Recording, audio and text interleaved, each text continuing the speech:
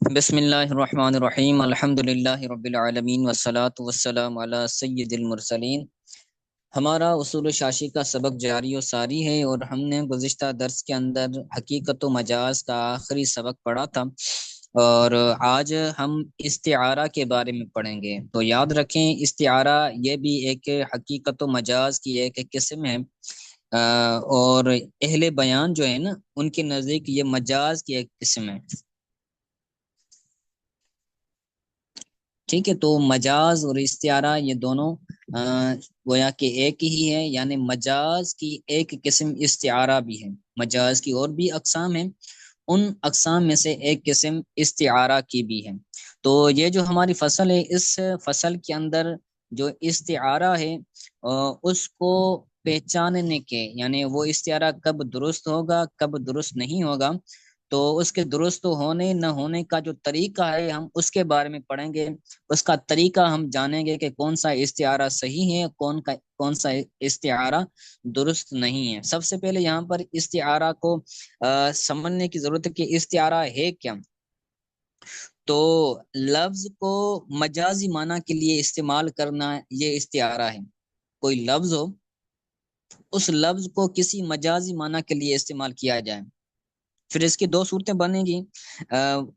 مناسبت کی وجہ سے، یعنی حقیقت اور مجاز ان دونوں کے مابین کوئی مطابقت ہوگی، کوئی مناسبت ہوگی، کوئی علاقہ ہوگا، اس وجہ سے ہم لفظ کو جو ہے وہ مجازی معنی کے لیے استعمال کریں گے۔ جیسے اسدن ہے، تو اسدن کے لفظ کو ہم جو ہے وہ کسی شخص کے لیے استعمال کریں، مثلا زید کو ہم اسد کہیں کہ الزید کل اسد، زید اسد ہے یا زید اسد کی طرح ہے، تو ہم اس لفظ کا استعمال کر رہے ہیں زید کے لیے۔ تو اب یہاں پر جو مناسبت ہے، جو مطابقت ہے، جو علاقہ ہے، وہ ہے بہادری ہونا، کہ اس زید میں بھی بہادری کی صفت پائی جاتی ہے، اور وہ جو شیر ہے، وہ جو اسد ہیں، اس کے اندر بھی بہادری کی صفت پائی جاتی ہے، شجاعت کی صفت پائی جاتی ہے۔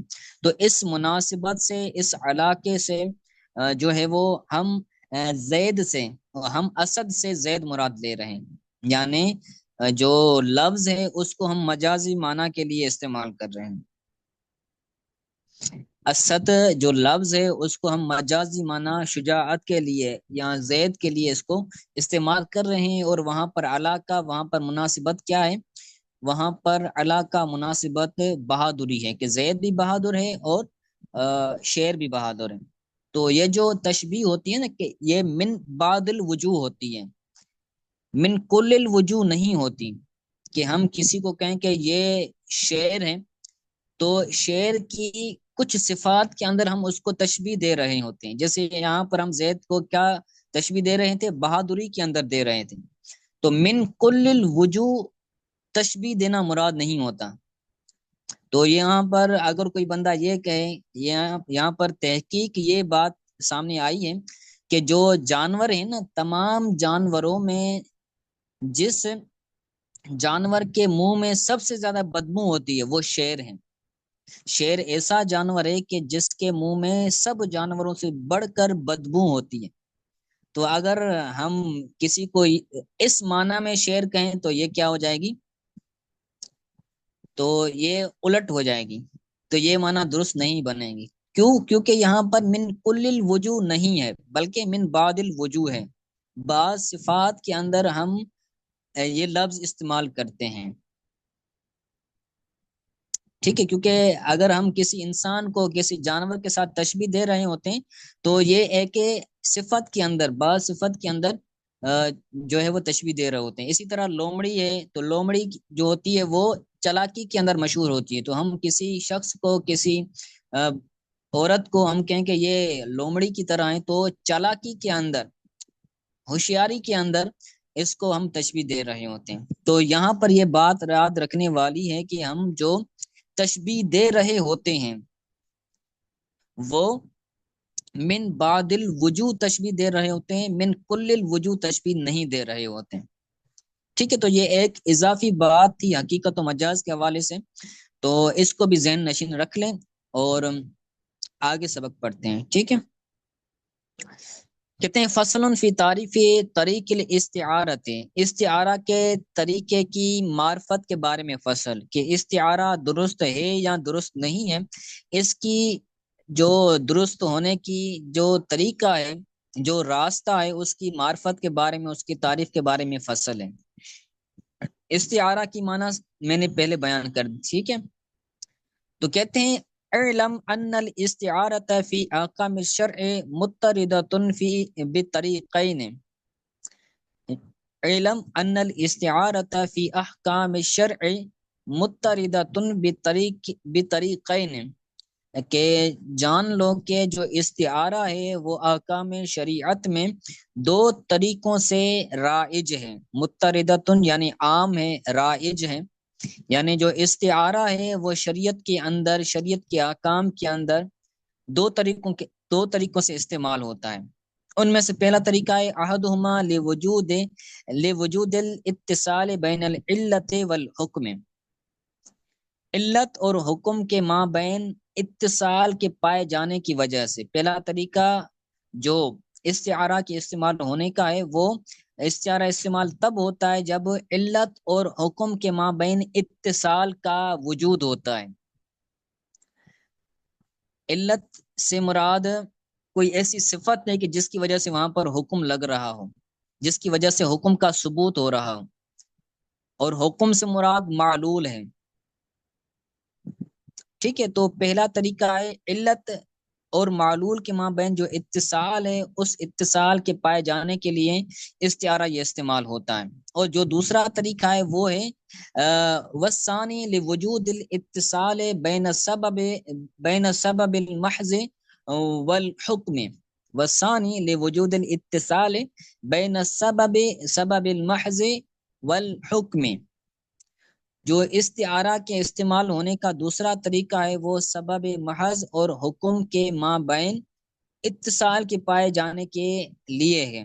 یعنی سبب محض اور حکم جب یہ آئیں گے تو ان دونوں کا آپس میں اتصال ہوگا، تو جب اتصال پایا جائے گا تو اس وقت بھی استعارہ استعمال ہوتا ہے، ٹھیک ہے۔ تو یہاں پر یہ بات یاد رکھیں کہ جو علت اور حکم کا آپس میں تعلق ہے وہ لازم اور ملزوم کا ہے۔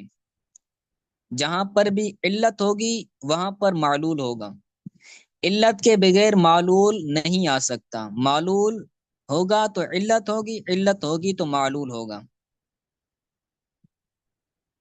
اور یہاں پر علت بول کر معلول بھی مراد لے سکتے ہیں اور معلول بول کر علت بھی مراد لے سکتے ہیں۔ یہاں پر حکم سے مراد معلول ہے۔ اس معلوم کی مثال مطلب کیا استاد جی؟ معلول کے جس کے اندر علت پائی جائے، جی صحیح۔ تو اس کی علت اور معلول کی مثال سمجھیں کہ حدیث پاک کے اندر آیا کہ حدیث پاک کے اندر جو اس کی معنی بیان کی گئی ہے سود کی، سود کی جو علت بیان کی گئی ہے وہ ہم جنس ہونا اور قدری ہونا ہے، قدر مع الجنس۔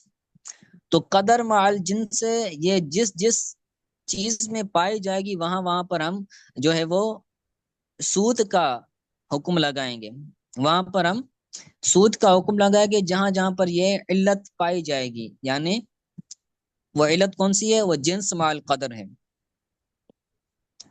تو اور یہاں پر حکم کیا ہے؟ حکم ہے سود کا۔ تو جہاں جہاں پر علت ہوگی وہاں وہاں پر اس سود کا حکم ہوگا، جہاں پر علت ہوگی وہاں پر سود کا حکم ہوگا، یعنی معلول ہوگا۔ اسی طرح جو شراب ہے، خمر ہے، تو شراب کے حرام ہونے کی علت ہمارے نزدیک، احناف کے نزدیک، وہ عقل کو یعنی خمار میں لانا ہے، نشہ جسے ہم کہہ لیں کہ نشے کی وجہ سے ہم حرام کرتے ہیں۔ تو ہر وہ چیز جو نشہ دیں تو وہ حرام ہو جائے گی۔ تو نشہ یہ علت ہے، نشہ جس میں ہوگا وہ معلول ہو جائے گا، وہ حرام ہو جائے گی۔ جیسے اگر کوئی بندہ شراب پیتا ہے تو شراب کے اندر بھی کیا ہوگی؟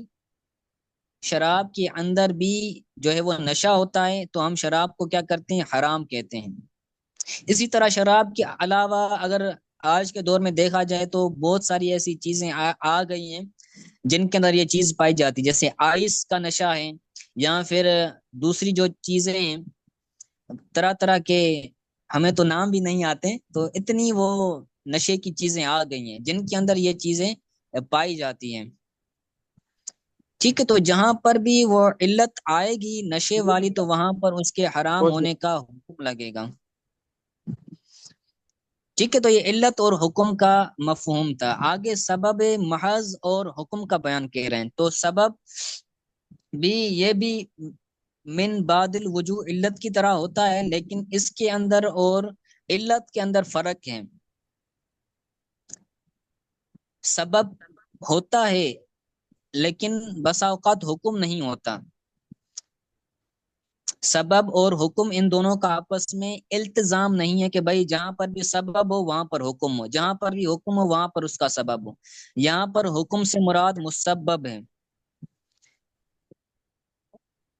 جس میں سبب ہو وہ مسبب، جس کا یہ سبب ہو وہ مسبب ہوگا، اور سبب مسبب کا سبب ہوتا ہے۔ جیسے اس کی مثال سمجھے آپ وضاحت کے، جو بارش ہے، بارش کا سبب بادل ہے کہ بادل کی وجہ سے بارش ہوتی ہے۔ سبب بارش کا کیا ہے؟ بادل ہے کہ بادل ہوں گے تو بارش ہوگی۔ تو بسا اوقات سبب ہوتا ہے لیکن بارش نہیں ہوتی، جیسے بسا اوقات بادل ہوتے ہیں لیکن بارش نہیں ہو رہی ہوتی، صرف اچھی موسم ہوتی ہے، بارش نازل نہیں ہو رہی ہوتی، بارش نہیں برس رہی ہوتی، صرف بادل ہوتے ہیں۔ تو بادل جو سبب ہے بارش کا، تو اسی طرح سبب تو ہوتا ہے لیکن حکم نہیں ہوتا۔ ٹھیک ہے، تو یہ دو طریقے تھے استعارہ کے پائے جانے کی وجہ سے۔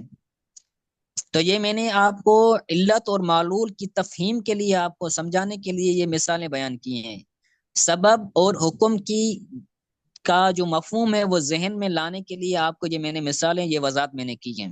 ٹھیک ہے، تو دو قسمیں ہیں جن دو طریقوں سے وہ استعارہ استعمال ہوتا ہے، وہ دو طریقے ہیں کہ علت اور حکم، علت اور معلول کے اتصال کے وقت بھی استعارہ استعمال ہوتا ہے، سبب محض اور حکم، یا پھر حکم کو مسبب بنا لیں، سبب اور مسبب کے اتصال کے وقت بھی استعارہ استعمال ہوتا ہے۔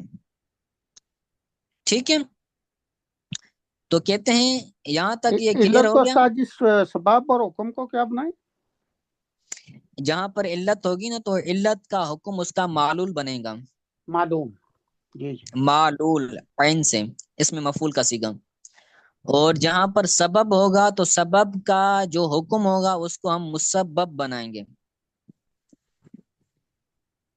دونوں طرح بول سکتے ہیں، علت کا حکم یا پھر معلول، یا سبب کا حکم یا پھر مسبب، دونوں یہ لفظ استعمال کر سکتے ہیں، دونوں سیم ہی اصطلاحات ہیں۔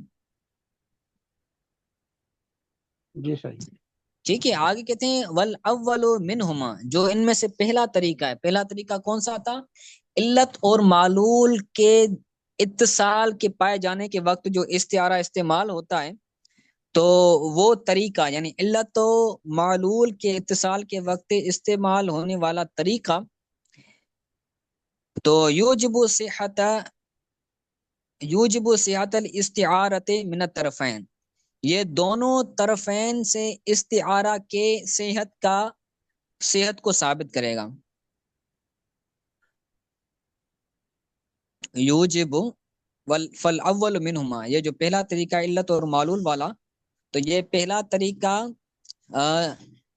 استعارہ کو ثابت کرے گا، استعارہ کے صحت کو ثابت کرے گا، من الطرفین، دونوں طرفوں سے، علت کی طرف سے بھی معلول کی طرف سے بھی، یا پھر حکم کی طرف سے بھی اور علت کی طرف سے بھی، یعنی جہاں کہیں بھی علت ہوگی وہاں بھی معلول ہوگا، جہاں کہیں بھی معلول ہوگا وہاں بھی علت ہوگا، یعنی علت ہوگی تو معلول ہوگا، معلول ہوگی تو علت ہوگا۔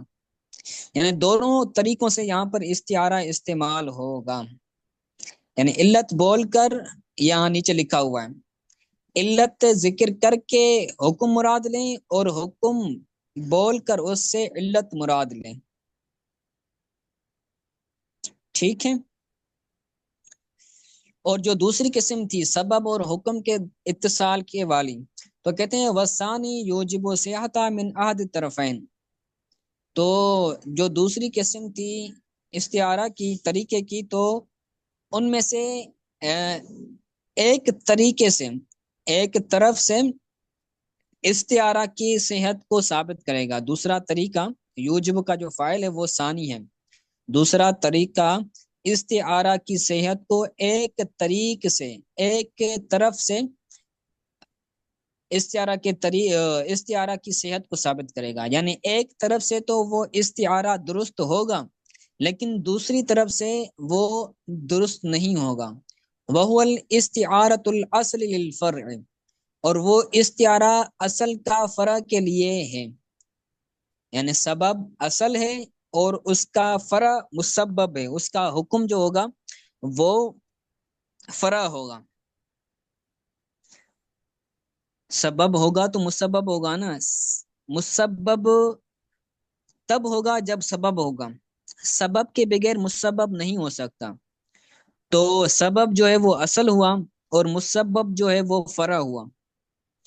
تو اب اصل بول کر مسبب تو مراد لے سکتے ہیں، لیکن مسبب بول کر اصل مراد نہیں لے سکتے. اصل بول کر فرع مراد تو لے سکتے ہیں، لیکن فرع بول کر اصل مراد نہیں لے سکتے. تو یہی کہہ رہے ہیں کہ استعارہ ان دونوں طریقوں میں سے ایک طرف سے درست ہو جائے گا اور دوسری طرف سے درست نہیں ہوگا. جس طرف سے درست ہوگا وہ سبب بول کر مسبب مراد لینے والا طریقہ ہے، کہ سبب کی جانب سے استعارہ مراد لینا یہ درست ہوگا، لیکن مسبب کی جانب سے، فرع کی جانب سے استعارہ مراد لینا یہ درست نہیں ہوگا. یعنی ہم سبب بول کر مسبب مراد لیں ایسا تو ہو سکتا ہے، لیکن مسبب بول کر سبب مراد لیں ایسا نہیں ہو سکتا. تو استعارے کا مطلب ہی یہی ہے نا کہ ایک لفظ کو مجازی معنی کے لیے استعمال کرنا.